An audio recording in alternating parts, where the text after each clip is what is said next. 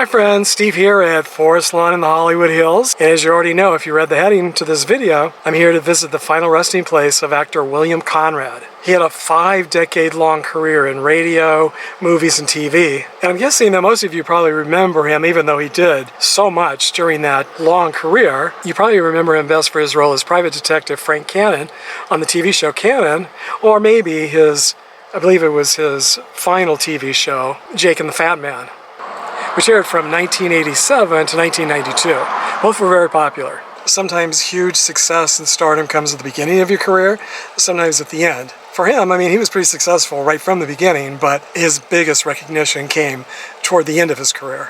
Conrad actually got his start on radio, and how many of you remember that he played the original Marshal Matt Dillon on the Gunsmoke radio show for nearly a decade, from 1952 to 1961. He also narrated the Rocky and Bullwinkle TV show from 1959 to 1964, and from 1963 to 1967, he narrated the very popular TV show The Fugitive. Very few actors in Hollywood have ever had as much success as William Conrad. To find his gravesite, you enter through the front gates here, and then you just drive straight all the way up to the top of the hill, and then on the right-hand side, in the Lincoln Terrace section, his gravesite is located in the companion lawn. And he happens to be laid to rest very close to two other very famous people, so I'm going to visit their gravesites as well. Do any of you remember the names Anthony Eisley or Frank Duvall? Both were popular actors, and Duvall even earned 4 Academy Award nominations, but not for acting. Eisley was one of the stars of the detective TV show Hawaiian Eye, which aired from 1959 to 1963. It also starred Robert Conrad and Connie Stevens. Eisley is laid to rest just one grave away from William Conrad, and since they were both stars of detective TV shows, of course it makes me wonder if they were friends in real life. Looking back now, it does seem like 4 or 5 lifetimes ago, but I do still remember the show Hawaiian Eye and all of its characters. Maybe not as much as I remember Hawaii Five-0, the original, but it was definitely a memorable show with very memorable characters. How many of you remember the show? I'll continue panning around so you can get a better idea of what this section looks like. And if it looks familiar to you, it might be because I already visited actor David Carradine, Penny Marshall, Gary Marshall, and other famous people here in this section in past videos. Eisley's epitaph reads, "Honorable, humble, humorous. Judy, I'm home." Those are 3 words and characteristics that sure are rare these days.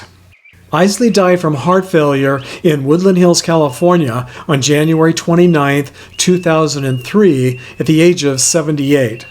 Over the years, I've seen a lot of very modest headstones, but William Conrad's has to be one of the simplest. As you can see, it just has his name and his wife's name, along with the dates they were born and the dates they died. No epitaphs, no photos, and no frills. William Conrad died from a heart attack here in Los Angeles on February 11th, 1994, at the age of 73. Just a few rows south of Conrad and Eisley is the gravesite of Frank Duvall. Have you figured out yet or remembered who he is?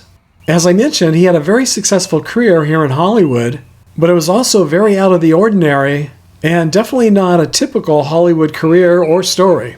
In the 1940s, he got his start arranging and composing for some of the top singers of the era. In 1948, he arranged the music for Nat King Cole's #1 hit single, Nature Boy. He then went on to compose and arrange music for popular movies such as The Dirty Dozen, Herbie Goes Bananas, Whatever Happened to Baby Jane, and was nominated for Academy Awards for the popular movies Pillow Talk, Hush Hush Sweet Charlotte, Cat Ballou, and Guess Who's Coming to Dinner. If he didn't do anything else, that would have been a spectacular career in itself.